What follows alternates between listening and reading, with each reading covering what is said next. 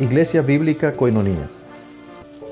Nuestra misión es ser discípulos auténticos de Jesucristo que glorifican a Dios por medio de vidas transformadas por la obra del Espíritu Santo y hacer discípulos que igualmente sean transformados por la gracia de Dios.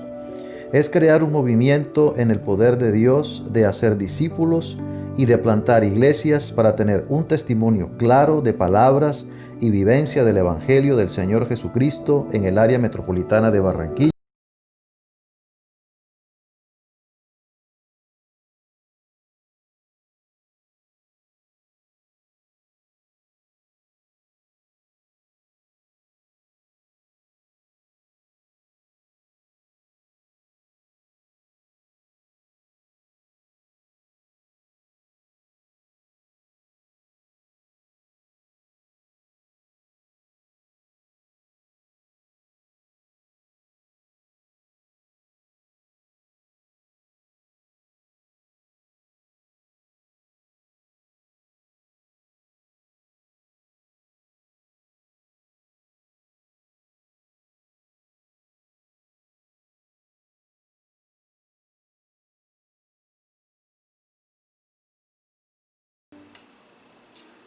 Muy buenos días a todos los hermanos de la Iglesia Bíblica Koinonia y a todos los amigos también que se unen a nosotros a través de las redes sociales.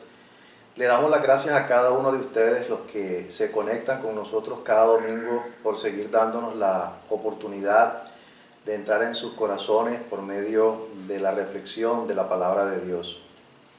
Y siguiendo con esta serie de enseñanzas relacionadas con los tiempos del porvenir, hoy vamos a hablar de un tema que está relacionado también con los eventos del futuro. Es un tema muy importante que está fuertemente vinculado con la segunda venida del Señor Jesucristo y los juicios futuros. Temas que fueron tratados en la enseñanza anterior que nos presentó Juan en Apocalipsis en el capítulo 19. ¿A quién no le gustaría ver cambios positivos en su nación? Creo que todos anhelamos ver una época de total paz, prosperidad y justicia. ¿Quién no quiere ver en su país gobernantes íntegros, justos, idóneos, que no se dejen corromper y que trabajen siempre a favor del pueblo y del bienestar de la sociedad? Pensar en esto parece como una utopía. ¿Será esto posible algún día? ¿Tendremos oportunidad de ver la eliminación total de la maldad y la injusticia aquí en la tierra? En el día de hoy vamos a enfocarnos en un evento del futuro que es narrado en la Escritura como un periodo de 1000 años y que teológicamente se conoce como el milenio. Y vamos a tomar como pasaje base de la enseñanza el libro de Apocalipsis en el capítulo 20, versículos del 1 al 10. Pero vamos a orar antes para entregar este tiempo en manos de Dios. Padre amado, gracias te damos por este nuevo día que nos das. Gracias también por la oportunidad de poder llegar delante de tu presencia y de conocerte a través de la revelación de tu palabra. Gracias, Señor, porque sabemos que por medio de ella tú tienes un propósito muy especial de corregirnos, de enseñarnos, de instruirnos en justicia, de redarguirnos a fin de que el hombre sea perfecto y enteramente preparado para toda buena obra. Te pedimos, Señor, para que esto que vamos a hacer en el día de hoy, de reflexionar en tu palabra, aporten algo a nuestras vidas para cumplir con ese propósito. Ayúdanos por medio de tu Espíritu Santo, impacta nuestros corazones para que quede grabado en nuestro ser, de tal manera que lo que aprendamos podamos ponerlo en práctica y que podamos también utilizarlo en el momento en que necesitemos tomar decisiones importantes en nuestras vidas. Gracias, Padre, por la manera como vas a obrar. En el nombre de Cristo Jesús. Amén. Entonces, iniciaremos mencionando algo de lo que significa este tema del milenio en la Escritura y cuáles son los diferentes enfoques teológicos más comunes en cuanto a este tema. ¿A qué se le llama el milenio en la Escritura? El milenio se refiere a un tiempo futuro donde se instaurará el reino de Jesucristo por un periodo de 1000 años aquí en la tierra. Será un tiempo del gobierno soberano de Dios en la tierra. Y una pregunta que puede surgir con este tema es: ¿en qué lugar dentro de la cronología de los eventos futuros se ubica el milenio? Pues existen tres perspectivas más conocidas referente al periodo del milenio que habla la Escritura. El primer enfoque es el premilenialismo, que dice que habrá literalmente un reino de 1000 años en la tierra, el cual será precedido por la segunda venida de Jesucristo, y luego de ese periodo lo que viene entonces es el estado eterno, o la eternidad. El segundo enfoque es el postmilenialismo. Este enfoque considera que el reino de Dios está siendo ahora extendido en el mundo por la predicación del Evangelio y la obra de Dios en los corazones de los individuos, y que al final el mundo será cristianizado y que Jesucristo regresará después de un largo tiempo de paz y de justicia. El tercer enfoque es el amilenialismo, que dice que no hay un milenio, ni va a haber un milenio literal en la tierra. Algunos piensan que actualmente estamos en el milenio por la presencia de la iglesia en este mundo. Otros piensan que el milenio está presente, pero el cielo ahora mismo. Una convicción muy importante en cuanto al enfoque premilenialista es que hay una diferencia marcada entre Israel y la iglesia. Y hay otras muchas más bases bíblicas que nos hacen llegar a la conclusión de que existe un reino milenial literal en el futuro. Pero el propósito de esta enseñanza de hoy no es exponer estas bases, sino que nosotros vamos a partir del supuesto que nuestro enfoque para esta enseñanza, que es el mismo enfoque que tenemos como iglesia y el que enseñamos, es el enfoque premilenialista. Si alguno de los que están conectados con nosotros viendo esta enseñanza, está interesado en conocer estas bases, puede informarme y podemos enviar el enlace correspondiente al video de esta enseñanza, una reflexión que hizo Juan en años anteriores, donde explica las razones bíblicas del por qué adoptar el enfoque premilenialista. Ahora sí, enfocándonos ya en el pasaje que nos ocupa hoy, es interesante ver que así como es la dinámica del libro de Apocalipsis, este capítulo 20 también expresa la revelación de Dios al apóstol Juan con el fin de mostrarle las cosas que van a suceder. En este capítulo lo que vemos es una descripción de los eventos que se van a suceder durante e inmediatamente después de este periodo milenial. Les invito a que abramos el libro de Apocalipsis, Apocalipsis capítulo 20. Vamos a estar reflexionando en este día hasta el versículo 10, pero inicialmente vamos a leer los primeros seis versículos. Apocalipsis capítulo 20, versículos del 1 al 6. Dice así: vi a un ángel que descendía del cielo con la llave del abismo y una gran cadena en la mano, y prendió al dragón, la serpiente antigua, que es el diablo y Satanás, y lo ató por 1000 años, y lo arrojó al abismo, y lo encerró, y puso su sello sobre él, para que no engañase más a las naciones, hasta que fuesen cumplidos 1000 años. Y después de esto debe ser desatado por un poco de tiempo. Y vi tronos, y se sentaron sobre ellos los que recibieron facultad de juzgar. Y vi las almas de los decapitados por causa del testimonio de Jesús y por la palabra de Dios, los que no habían adorado a la bestia ni a su imagen, y que no recibieron la marca en sus frentes ni en sus manos. y vivieron y reinaron con Cristo 1000 años. Pero los otros muertos no volvieron a vivir hasta que cumplieron 1000 años. Esta es la primera resurrección. Bienaventurado y santo el que tiene parte en la primera resurrección. La segunda muerte no tiene potestad sobre estos, sino que serán sacerdotes de Dios y de Cristo y reinarán con él 1000 años. Muy bien. Esta primera sección del pasaje menciona los sucesos que se van a llevar a cabo durante esos 1000 años.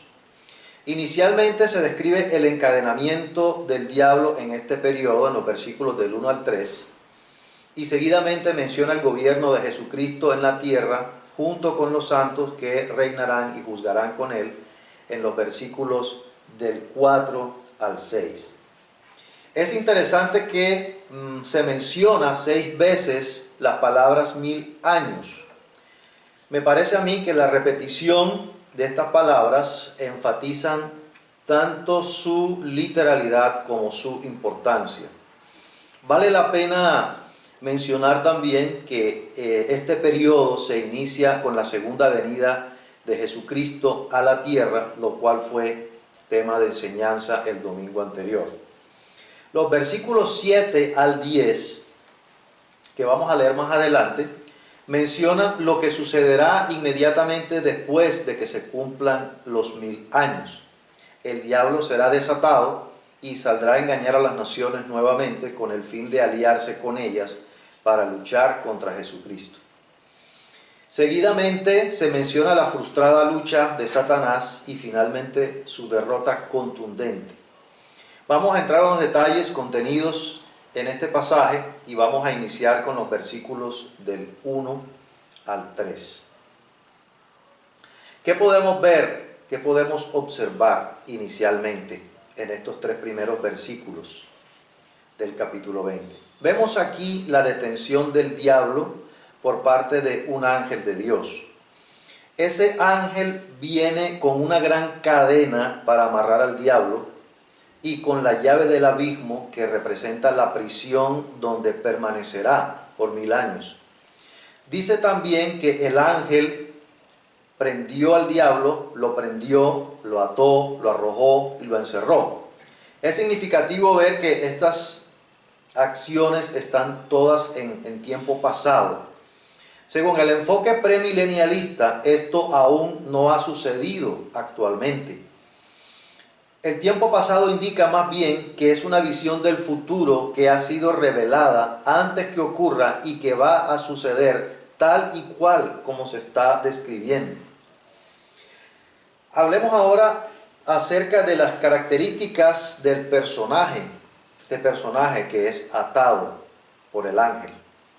Este personaje es el mismo de Apocalipsis capítulo 12, donde aparece como una señal en el cielo en forma de dragón escarlata, que tiene 7 cabezas y 10 cuernos, y en sus cabezas tiene 7 diademas.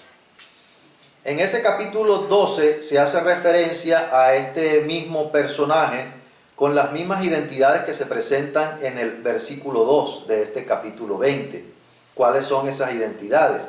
Hay 3 identidades que se mencionan de este personaje: dragón, serpiente antigua y diablo o Satanás. Pero en realidad es la misma persona.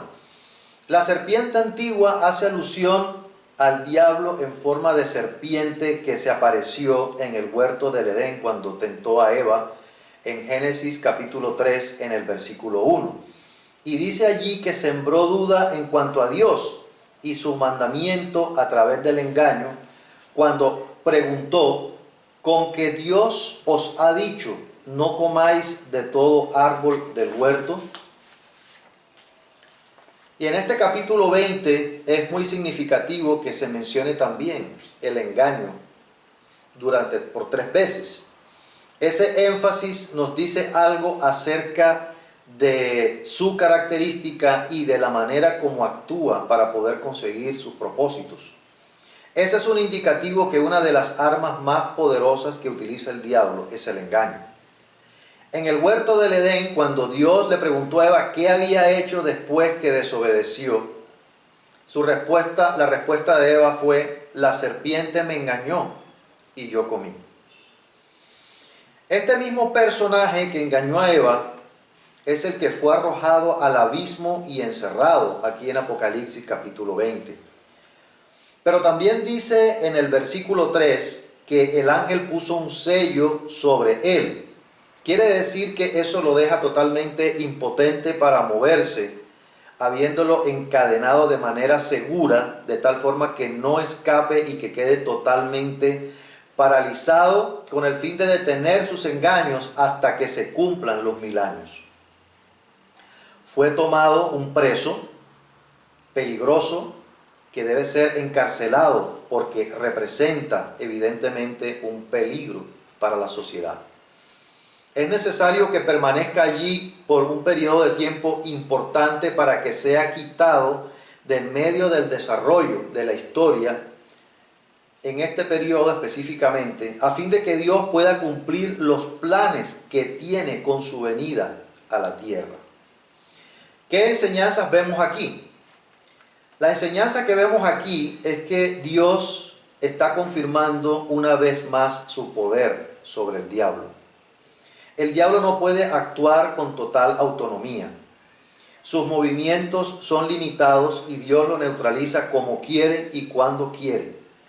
Y esto lo podemos observar fácilmente cuando la Escritura dice que Dios por medio del ángel lo ató, lo prendió, lo arrojó y lo encerró. Esas son acciones que Dios está aplicando sobre el diablo. Esto nos quiere decir es que entonces la fuerza de Dios es la que predomina. El diablo no puede hacer absolutamente nada para resistir al poder de Dios. Dios en su soberanía decide cuándo lo encierra, cuándo debe salir y por cuánto tiempo debe salir. Eso implica entonces que durante el milenio Satanás no tendrá ninguna libertad para funcionar como lo conocemos actualmente. Es necesario que en la segunda venida de Jesucristo el diablo no esté activo para poder llevar a cabo los planes que Dios tiene en su gobierno de 1000 años. Entonces en ese momento habrá ausencia completa del engaño de parte de Satanás. Y esa será una condición imprescindible para que se cumplan los planes del Señor Jesucristo aquí en la tierra. Vamos a pasar ahora a los versículos 4 al 6. Versículos 4 al 6 del capítulo 20 de Apocalipsis. Dice así: y vi tronos y se sentaron sobre ellos los que recibieron facultad de juzgar, y vi las almas de los decapitados por causa del testimonio de Jesús y por la palabra de Dios, los que no habían adorado a la bestia ni a su imagen, y que no recibieron la marca en sus frentes ni en sus manos, y vivieron y reinaron con Cristo 1000 años. Pero los otros muertos no volvieron a vivir hasta que se cumplieron 1000 años. Esta es la primera resurrección. Bienaventurado y santo el que tiene parte en la primera resurrección. La segunda muerte no tiene potestad sobre estos, sino que serán sacerdotes de Dios y de Cristo y reinarán con él 1000 años. Una segunda visión de Juan en esta escena describe algo muy importante y característico acerca del milenio relacionado con el Señor Jesucristo y con los creyentes. Se trata del papel que va a desempeñar el Señor Jesucristo y los creyentes en este periodo. Hay un mensaje aquí que expresa que se le ha concedido autoridad de juzgar y reinar junto con Cristo, quien será el Rey Supremo. Esa es una indicación clara del establecimiento de un gobierno aquí en la tierra. Y aunque este pasaje no nos dé información detallada acerca del gobierno que regirá, ni tampoco hay unas características específicas en este pasaje acerca del milenio, sí tenemos más información en otros pasajes de la Escritura. Vamos a iniciar viendo algo acerca de la clase de gobierno que se llevará a cabo durante este periodo. Una característica importante del milenio será el tipo de gobierno que dirigirá al mundo en ese momento. Las formas de gobierno que nosotros conocemos hoy en día son la democracia, la dictadura, la monarquía, entre otras. Todos esos son gobiernos a la cabeza de un hombre o de un grupo de hombres que están regidos por las leyes y también por la constitución de ese país. En el milenio, el gobierno que regirá será una teocracia.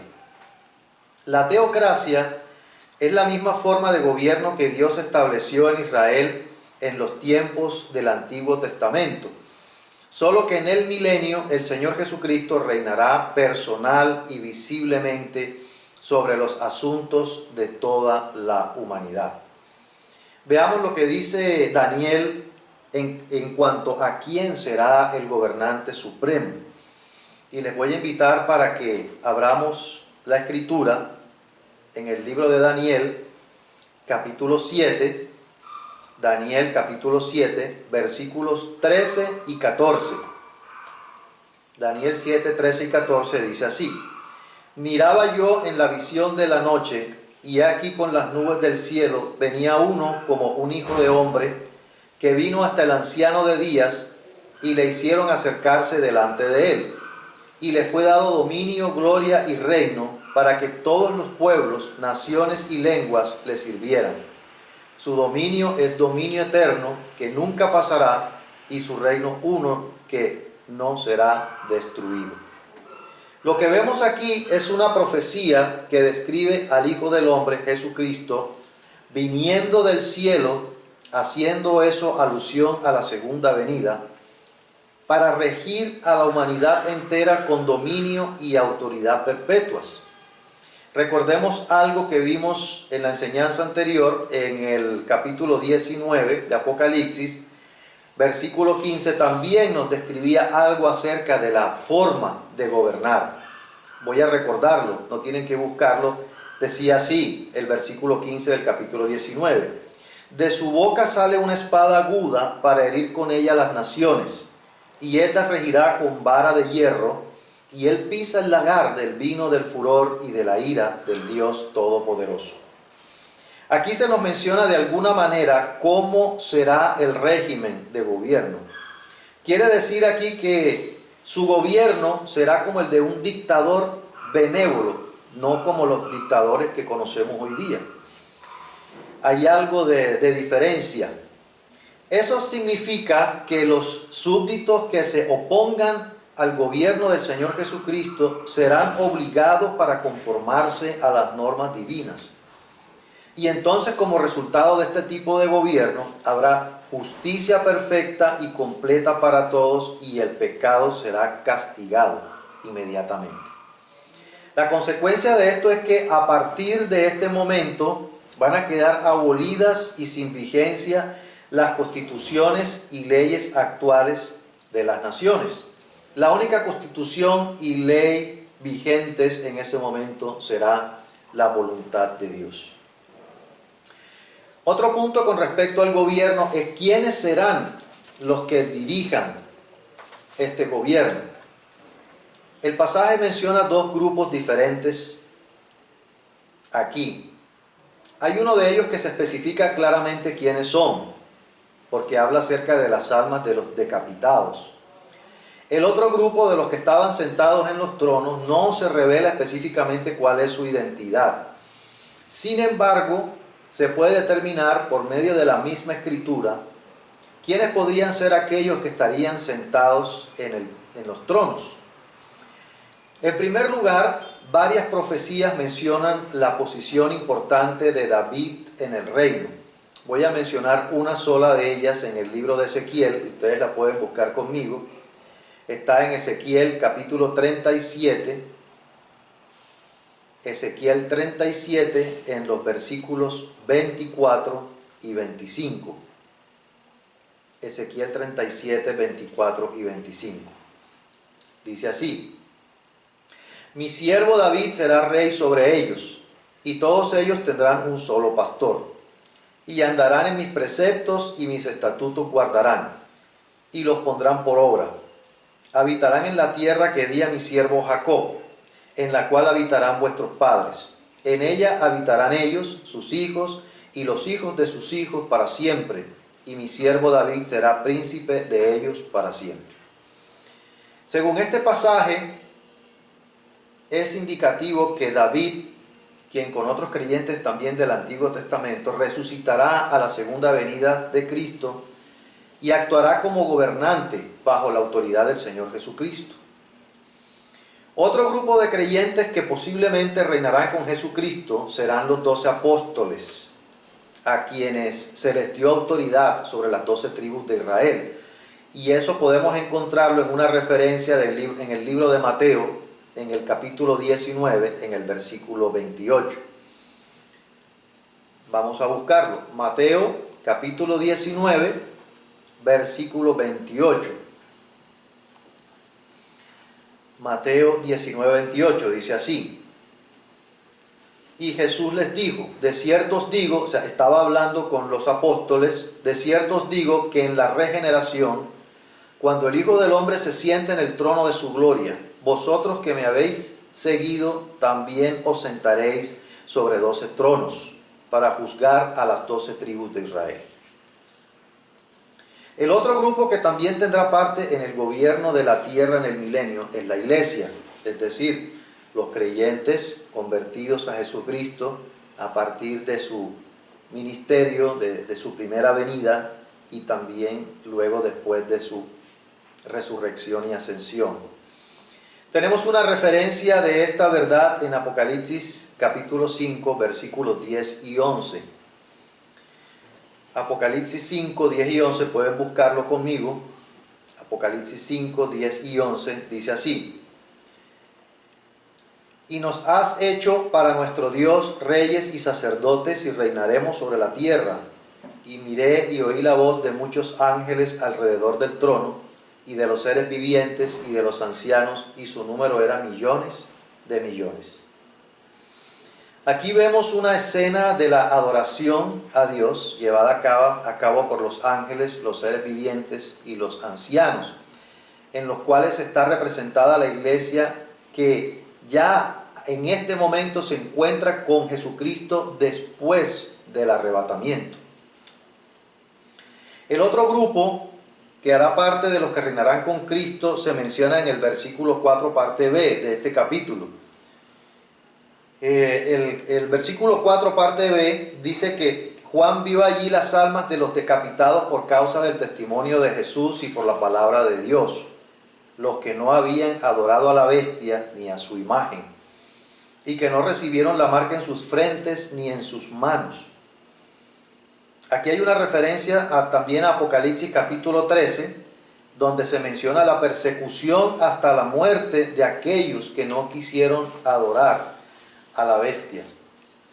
Según este pasaje aquí en Apocalipsis 20, estos creyentes se convirtieron durante el tiempo de la tribulación y fueron perseguidos hasta la muerte por no haber adorado a la bestia. Juan declara que estos muertos cobraron vida, porque dice que vivieron. Entonces estos muertos cobraron vida y reinaron con Cristo 1000 años. Su regreso a la vida nos está sugiriendo que se les estará dando cuerpos resucitados para gobernar en el milenio. En conclusión, en cuanto al gobierno, el dirigente mundial y supremo de este gobierno de 1000 años es el Señor Jesucristo, y sus dirigentes serán los creyentes que ya hayan sido resucitados. No habrá votaciones democráticas ni serán nombrados los gobernantes por elección popular. Serán nombrados y delegados por el Señor Jesucristo para reinar con Él en los diferentes puntos de la geografía de la tierra. Pasemos a ver algo ahora acerca de las características propias del milenio como consecuencia del gobierno de Jesucristo. Y tampoco hay mucha información aquí en Apocalipsis acerca de las características de este periodo, pero muchas de las profecías del Antiguo Testamento sí se refieren a este periodo futuro de 1000 años. A medida que vamos viendo las diferentes características del milenio, voy a mencionar un pasaje del Antiguo Testamento que describe detalles de lo que va a ser ese tiempo.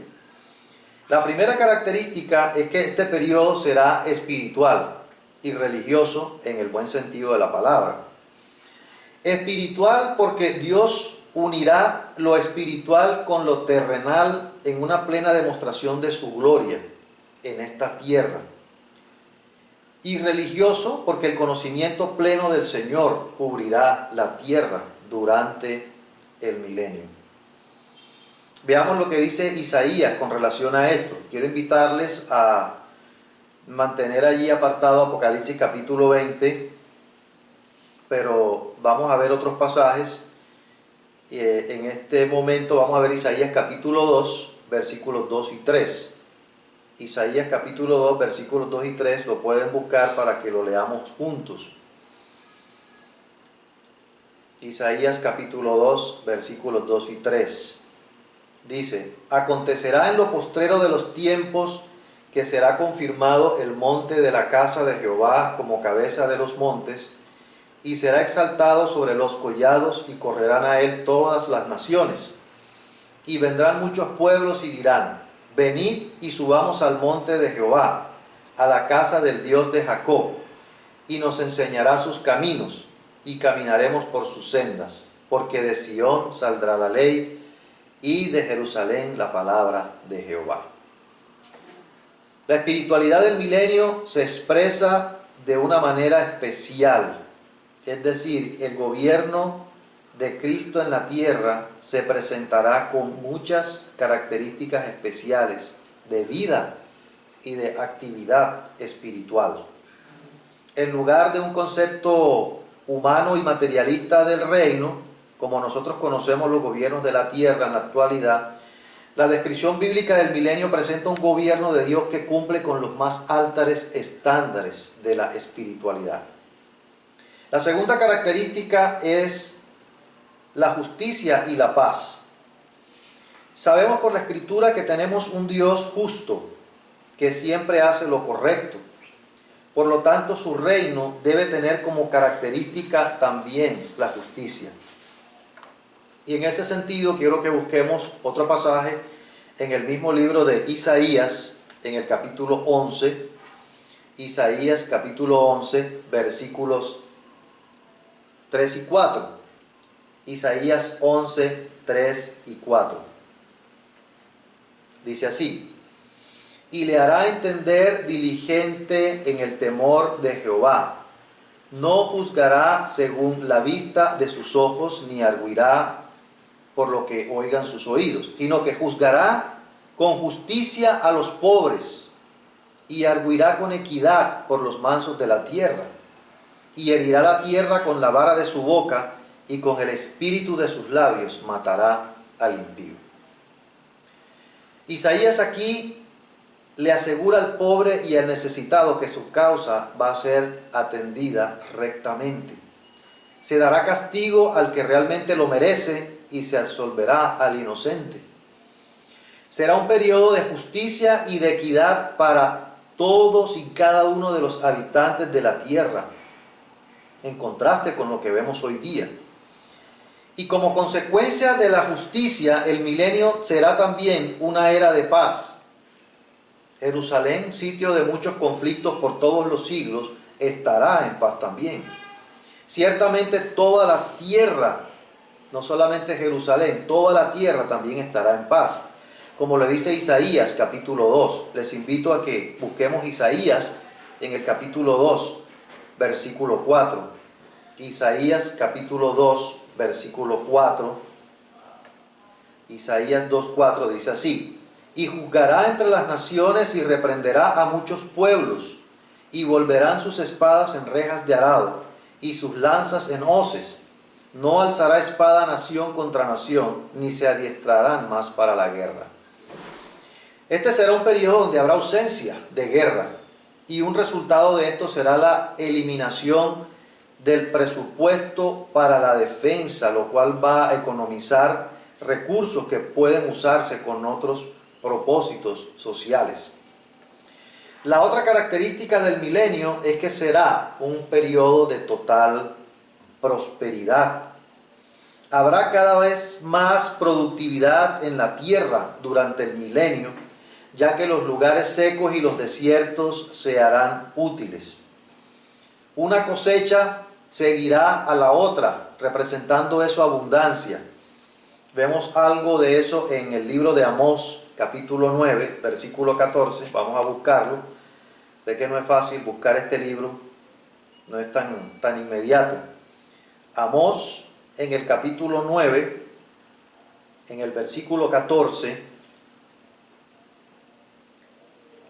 Amós capítulo 9, 14, dice así: y traeré del cautiverio mi pueblo Israel, y edificarán ellos las ciudades asoladas, y las habitarán. Plantarán viñas y beberán el vino de ellas, y harán huertos y comerán el fruto de ellos. Pues los plantaré sobre su tierra, y nunca más serán arrancados de su tierra que yo les di, ha dicho Jehová, Dios tuyo. Es una profecía con un cumplimiento parcial, que se cumple el regreso del cautiverio. Pero también hay algo del futuro con la promesa de que nunca más van a ser arrancados de su tierra.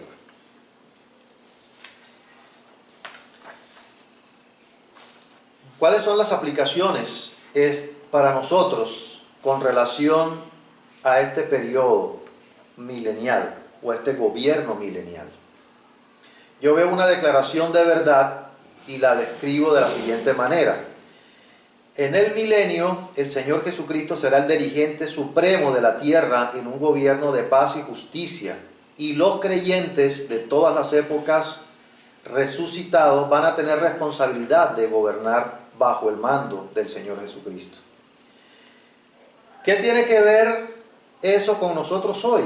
¿Qué es lo relevante si no estamos nosotros todavía viviendo en el milenio? Es evidente el contraste de los tiempos que vivimos actualmente en diferentes aspectos en comparación con lo que será el periodo del milenio. Impunidad, muerte de inocentes, políticos corruptos que burlan la justicia, el desamparo de los pobres, no tienen quien los defienda, hay arrogancia y cinismo en los funcionarios del Estado. Yo entiendo que todos queremos tener paz y justicia en este tiempo que vivimos. Es un buen anhelo. Pero la paz completa y la justicia definitiva en este mundo solamente serán una realidad en el milenio. Creo que a veces deseamos tener algo hoy que no va a suceder, pero que Dios sí lo tiene planeado para el futuro. Y pienso que al no tener condiciones de vida que nos gustaría ver, a veces podemos cansarnos, frustrarnos y hasta enojarnos, pero necesitamos también proyectarnos al futuro para poder cobrar ánimo y tener esperanza en lo que nuestro Dios perfecto va a hacer. Nuestro ánimo no puede estar determinado por lo que vemos, ni por nuestra realidad.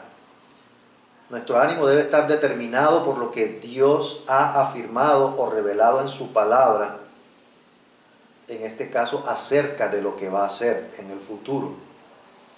A veces vemos las cosas meramente desde el plano humano sin tener en cuenta la perspectiva divina. Entonces podemos abrumarnos y desesperarnos con tanta injusticia y corrupción que vemos en nuestra nación, y no solamente en nuestra nación, sino en el mundo. Y ver también y soportar que al malo le va bien y que al bueno le va mal. Pues el día llegará en el cual el Señor Jesucristo gobernará y vamos a presenciar, vamos a ser testigos de lo que siempre hemos deseado ver. Realmente el estado ideal en la tierra en este tiempo no existe. Nunca vamos a tener ese estado ideal en ninguna época fuera del milenio en el gobierno del Señor Jesucristo. ¿Cómo entonces debemos responder los creyentes en este sentido? La primera manera en que pienso que podemos responder tiene que ver con nuestro papel de intercesores. En este momento Dios nos ha dado maneras de unirnos con Él para ayudar a mitigar en algo las deficientes condiciones humanas en las que vivimos en diferentes aspectos: social, político, económico, moral. Por ejemplo, Primera de Timoteo, capítulo 2, versículos 1 al 3, no tienen que buscarlo, yo voy a leerlo. Primera de Timoteo 2, 1 al 3 dice: exhorto ante todo a que se hagan rogativas, oraciones, peticiones y acciones de gracias por todos los hombres, por los reyes y por todos los que están en eminencia, para que vivamos quieta y reposadamente en toda piedad y honestidad, porque esto es bueno y agradable delante de Dios nuestro Salvador.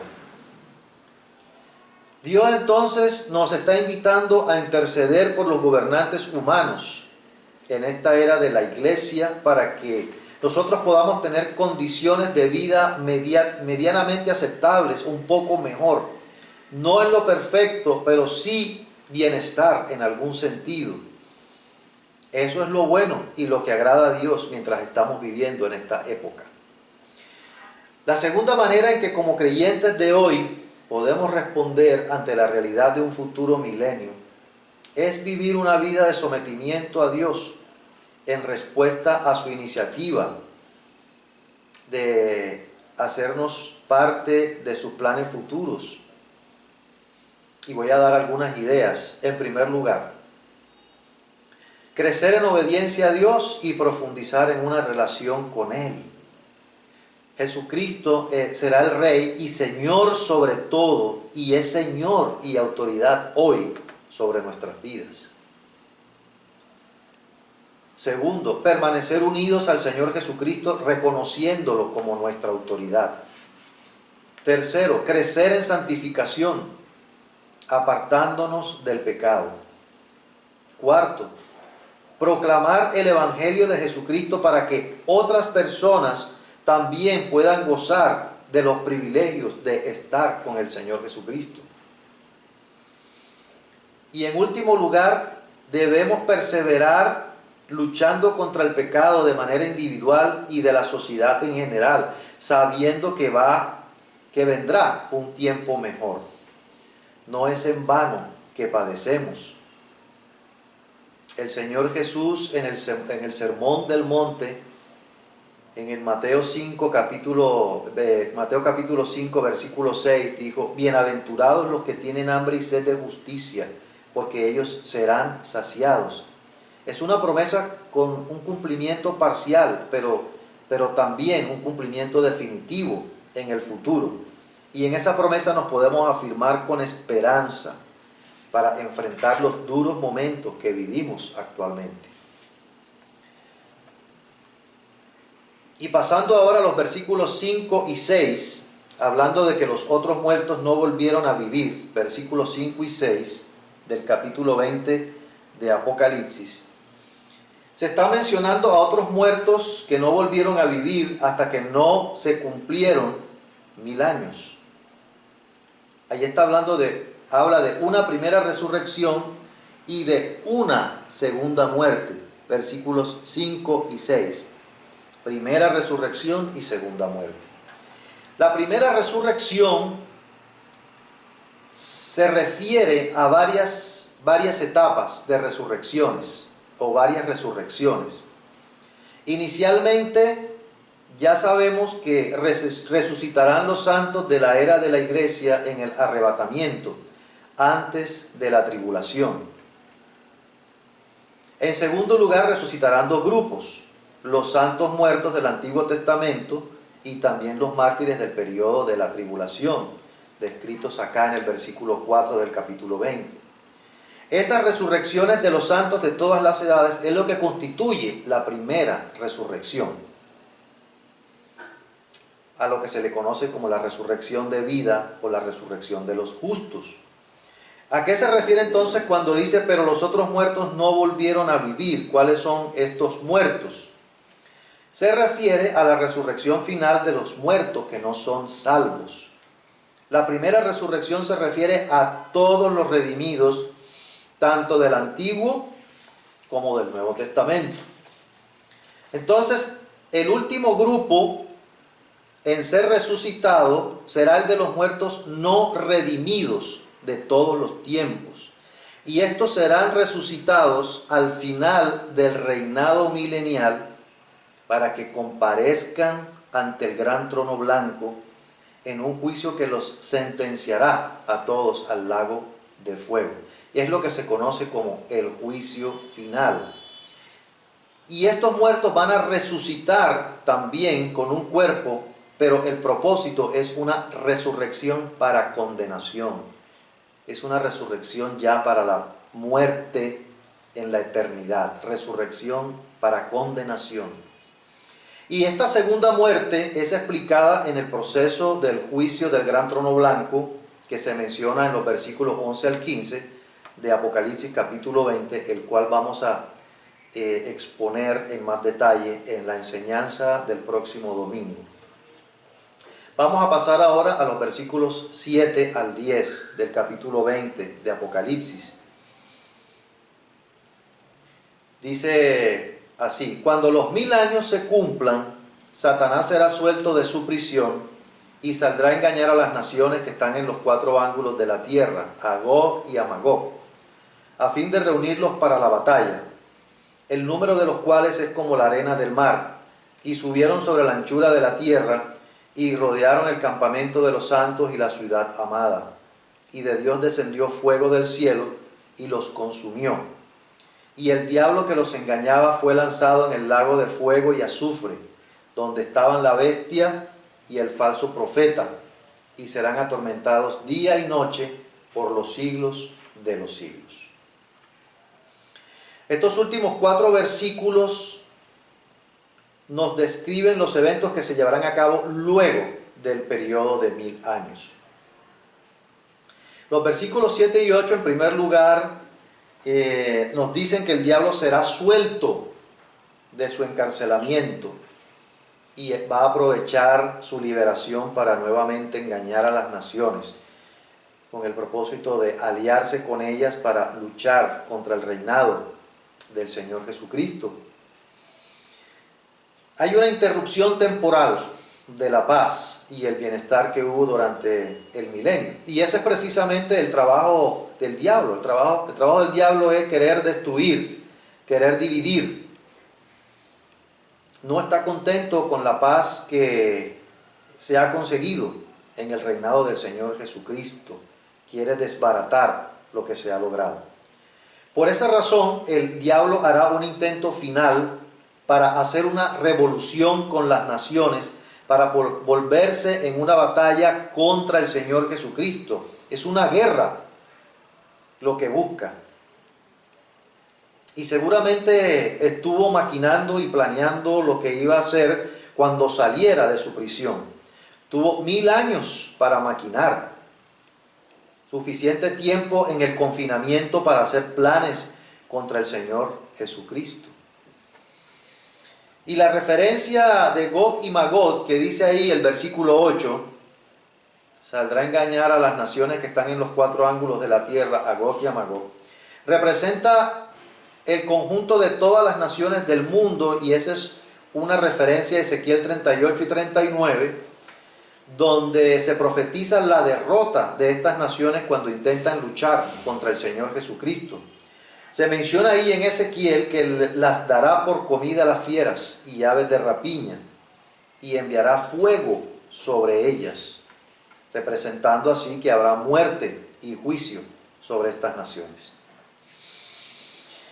Es lo que menciona también el versículo 9, allí de Apocalipsis 20. Hubo un intento de hacer guerra contra el Señor, queriendo destruir la ciudad. Dice, rodearon el campamento de los santos y la ciudad amada. Pero el Señor frustra sus planes y manda el juicio definitivo sobre estas naciones, enviando fuego del cielo, quedando totalmente aniquiladas. Ese es el otro juicio sobre las naciones que se confabularon con el diablo para intentar vencer al Señor. En el versículo 10 vemos la ruina y la caída final y definitiva de Satanás. Vemos aquí finalmente el juicio del diablo llevado a cabo de parte del Señor Jesucristo, al lanzarlo definitivamente y para siempre al lago que arde con fuego y azufre. Ahí estaban ya la bestia y el falso profeta esperándolo. Recordemos que ya habían sido lanzados anteriormente en una de las enseñanzas anteriores, en uno de los capítulos de Apocalipsis. Los que se aliaron sufrieron la misma pena de condenación eterna junto con el diablo. Aquí vemos la derrota definitiva del diablo. No quiere decir que el diablo no está derrotado hoy en nuestros días. La derrota en estos momentos tiene que ver con que ya no tiene el mismo poder sobre los creyentes para engañarlos y manipularlos, a menos que los creyentes le demos ventaja para hacerlo. Quiero recordar un versículo que está en Colosenses capítulo 2, versículo 15, lo voy a leer, no tienen que buscarlo. Dice que el Señor Jesucristo despojó a los principados y a las potestades, triunfando sobre ellos en la cruz. Triunfó sobre ellos en la cruz. Quiere decir que nosotros, los creyentes, al estar unidos con Jesucristo, el diablo también fue desposeído de su autoridad en nuestras vidas. Si el Señor Jesucristo consiguió esa victoria, al nosotros los creyentes estar unidos con Jesucristo, también tenemos disponible esa victoria. Pero después del milenio, esta derrota se da en el escenario final, donde vemos otra etapa de la victoria contundente de Jesucristo sobre el enemigo. Después de esto, ahora sí va a entrar ya en el confinamiento definitivo, donde no volverá a salir nunca más. ¿Qué enseñanzas podemos sacar nosotros de estos versículos? Estos últimos versículos acá, del 7 al 10 de Apocalipsis 20. Es evidente que hay una guerra entre Jesucristo y Satanás, en la cual también está involucrada la humanidad. Esa guerra se está llevando a cabo en este momento también en nuestra era, en una forma diferente, pero ya hay una guerra. Ese diablo de Apocalipsis es el mismo diablo de hoy en día, y las características que muestra en Apocalipsis son las características propias de hoy. La lucha del maligno contra Jesucristo es continua, y parece que durante su confinamiento por 1000 años no aprendió absolutamente nada. No hubo regeneración, no hubo resocialización durante su encarcelamiento, no aprendió nada. Evidentemente es así, porque esa es la naturaleza del diablo. El diablo no es enseñable. No cesa nunca mientras tenga la oportunidad de oponerse a Dios. Una cuarentena de 1000 años en aislamiento no le fueron suficientes para que no intentara nuevamente contaminar con sus engaños y mentiras al salir. Creo más bien que aprovechó para planear sus artimañas y conspirar contra el Señor Jesucristo.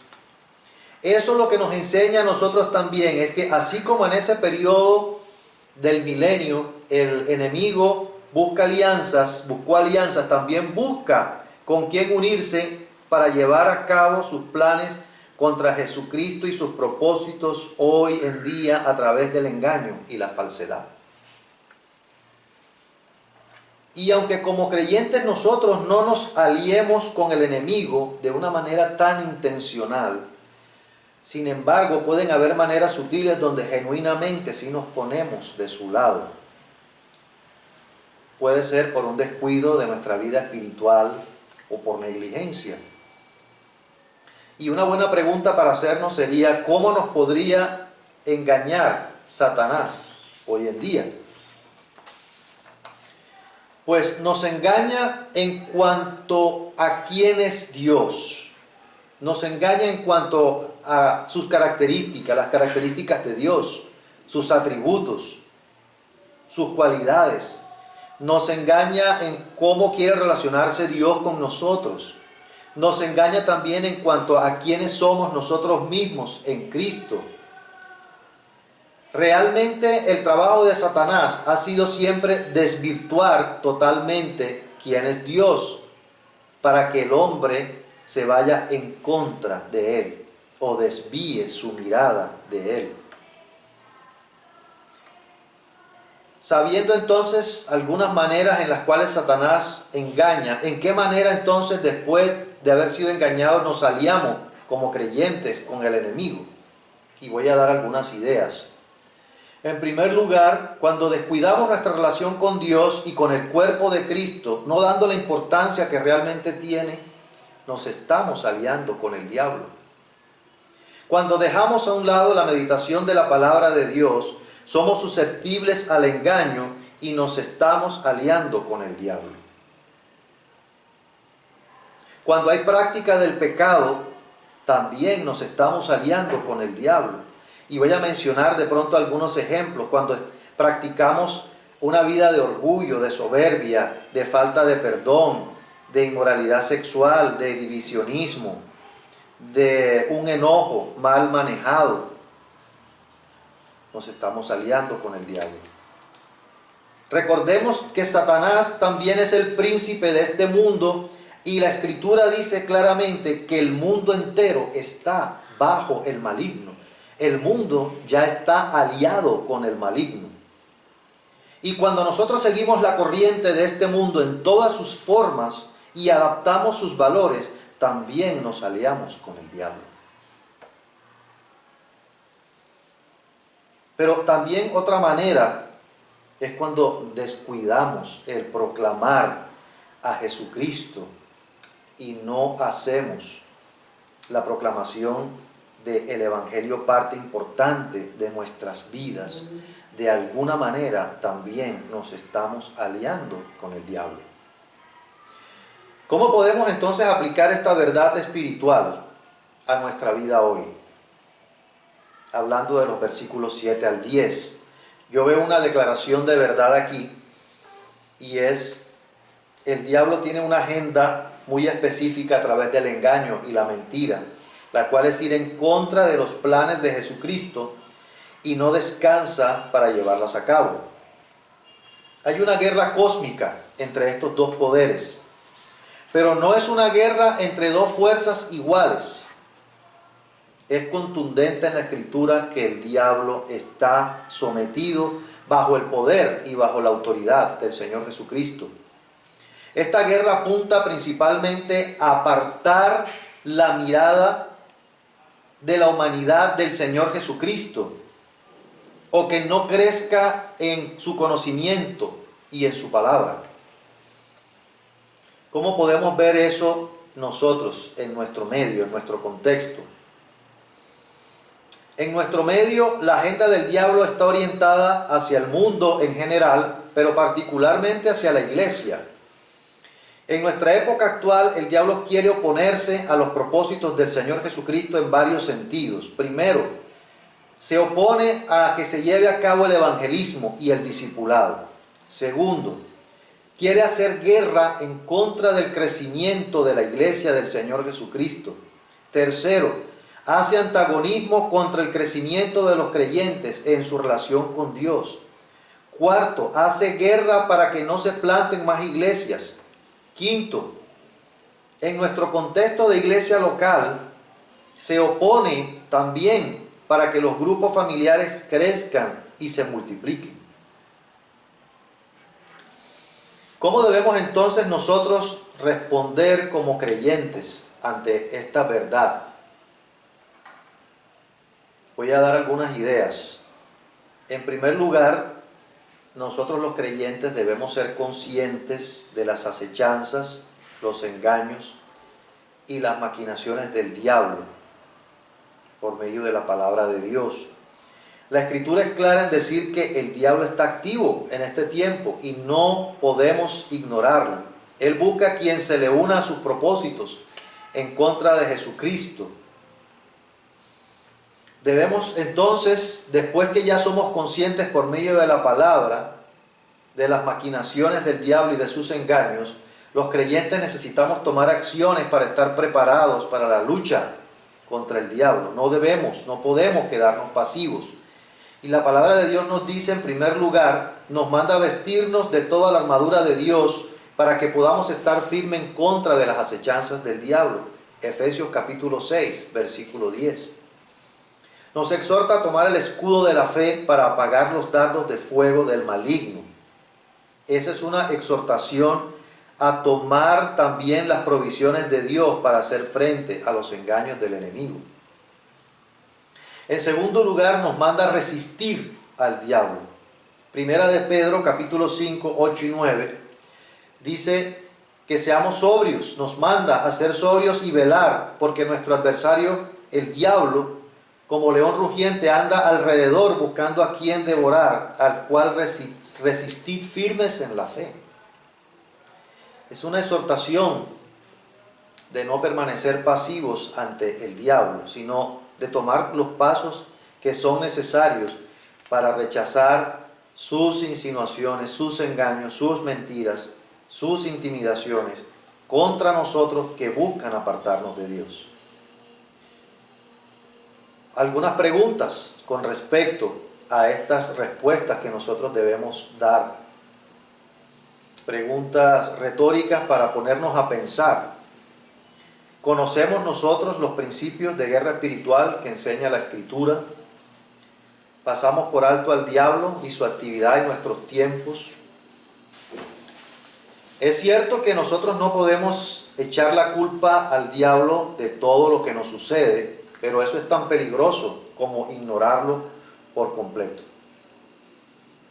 ¿Cómo estamos llevando a cabo estos mandamientos de vestir la armadura y resistir al diablo en nuestras vidas?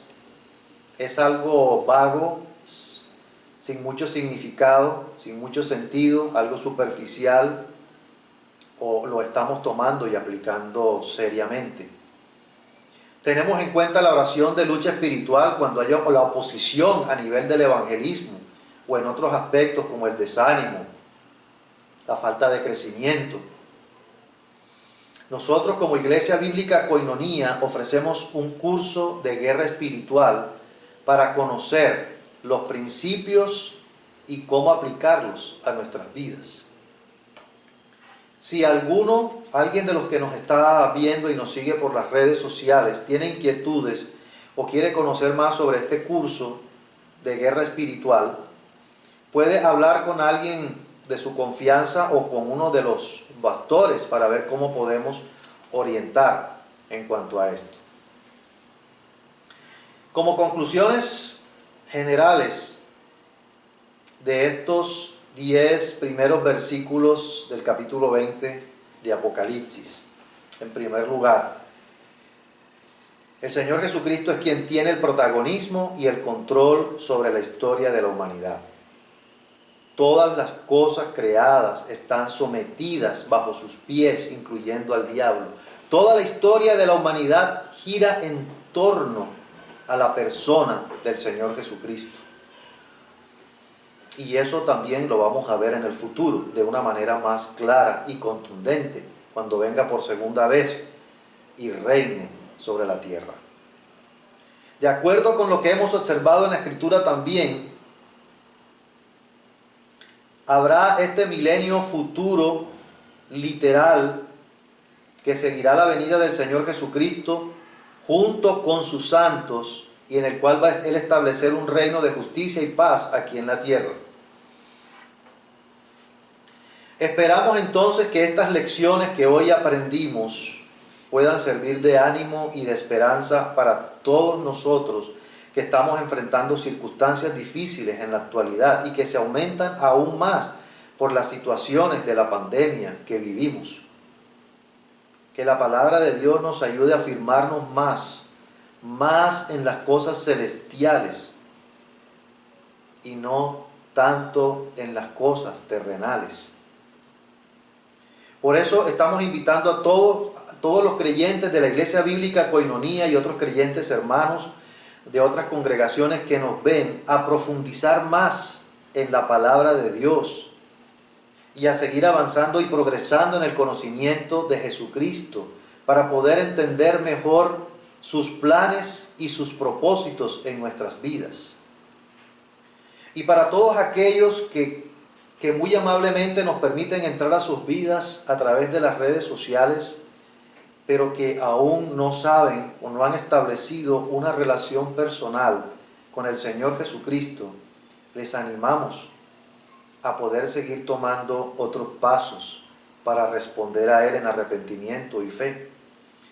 Si tienes inquietudes al respecto de esto, estás motivado y animado a conocer al Señor Jesucristo, a responder a Él en arrepentimiento y fe, pues puedes dejarnos tus mensajes a través de las redes sociales y con mucho gusto nos comunicaremos contigo para ver de qué manera podemos ayudar.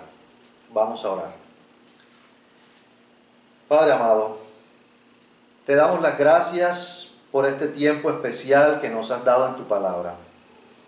Gracias por tu fidelidad, Señor, gracias por tu misericordia y por las sobreabundantes riquezas de tu gracia para con nosotros, los que creemos. Este es el momento, Señor, de expresarte nuestra adoración y también al Señor Jesucristo. Reconocemos la autoridad del Señor Jesucristo y su señorío en nuestras vidas ya a partir de este momento. Que esta reflexión de tu palabra produzca también en nosotros el ánimo de profundizar, en conocerle, en permanecer unidos al Señor Jesucristo, en obedecerle, en cumplir sus mandamientos, de ir y hacer discípulos a todas las naciones. Este es un momento también de expresar nuestro agradecimiento y nuestra adoración por la manera como tú has obrado y seguirás obrando grandemente en nuestras vidas. Señor, tu gracia ha sido infinita sobre nosotros. Gracias porque podemos ver la revelación del futuro, así como se la mostraste al apóstol Juan. Qué gran privilegio tenemos de poder ver por adelantado la victoria contundente del Señor Jesucristo y también cómo nosotros estamos involucrados en sus propósitos y en sus planes. Eso nos mueve a permanecer confiados y afirmados en ti. Muchas gracias, Padre. Gracias por la manera como tú vas a seguir obrando en nuestras vidas. En el nombre de Cristo Jesús. Amén. Muchas gracias por su atención. Que Dios les bendiga sobreabundantemente y nos vemos en una próxima oportunidad. Muchas gracias.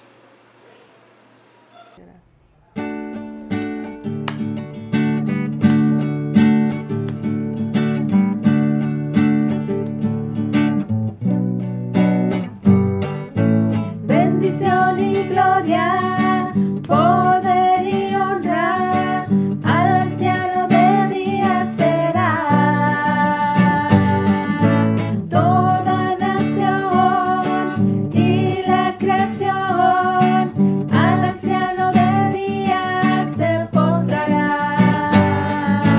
Toda lengua confesará, declarará su gloria, toda rodilla se doblará, adorando tu nombre exaltado será, y tu reino anciano de días no pasará.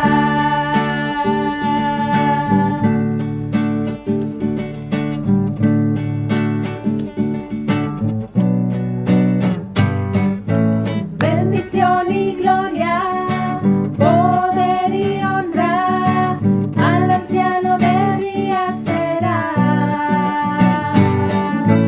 Toda nación y la creación